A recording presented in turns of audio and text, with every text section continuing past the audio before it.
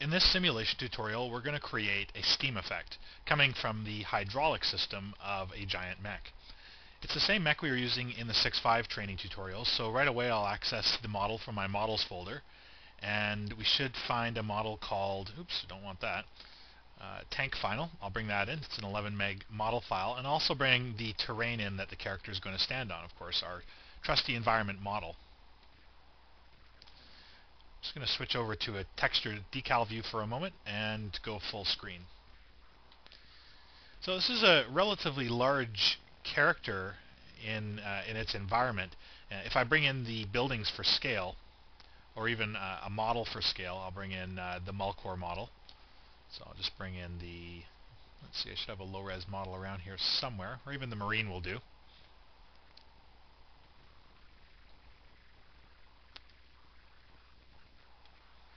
You can see that the character is quite a bit smaller. So what I'm actually going to do, let me just find his top null there, and move that character up onto a level plane. Is probably size down the model a little bit. So I'll take the tank model, and there should be a top null for it, this circle called root, and I'll size this character down appropriately. So we want the character to be big, but not that big. So I'm scaling it down to about 36%. Maybe even go a little bit more. There we go. That looks a bit more in proportion. So I'm going to stick with around 34%.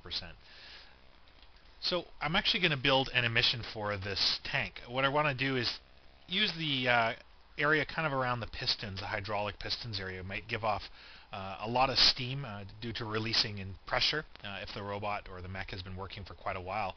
And to do this, I'm going to use a different emission type. This time I'm going to use the null emission type. So to begin, I'm going to build a couple of emitters. I want to get the null into position. It's down here on the ground. So I'm just going to use the pivot of the character's foot bone, I guess this would be. And I'll press enter and switch that icon over into a set of rings. And I'll call this the left hydraulic emitter. And I'll mirror that across to the other side for the left foot, or the left leg. And I'll just rename that one. I'll search for 1 and replace it with nothing. I'll just rename it manually. There we go. So I'm going to create an emission for the first one, but I'm actually going to need to have it move with the character. So it's going to move with the, well, let's see, if I move the leg, I'm going to have it move with the actual heel bone. So I'll take the heel bone here and create a parent-child relationship between the two, or I could use a pose constraint. And it may be easier to use a pose constraint because if you open up your Explorer, at least you'll have your objects sitting at the scene root level instead of deeply embedded in your model space. So I'll do a compensated pose constraint or a compensated position constraint here. CNS comp position to the heel bone, which I'll turn that one off, and I'll do the same thing over here as well. Middle click to repeat last command, and constrain position. So now it's time to create the emission, and I'm going to create the emission on this left object first, build a compound, and then move it over to the other. We need a point cloud to start, so I'll get a point cloud, an empty point cloud here,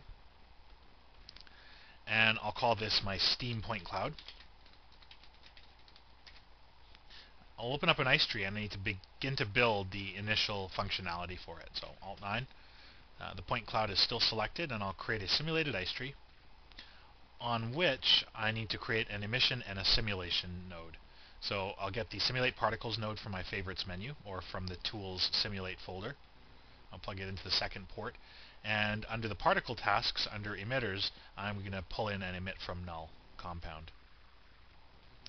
I'll output that into port 1 of the ice tree, and I need to provide a null name, so I'll use the left null emitter, left hydraulic emitter, by pressing F3, dragging it into my graph, and I'll pass the name of the null to the input on the emit from null compound. So now I have particles streaming out from the center pivot of the null.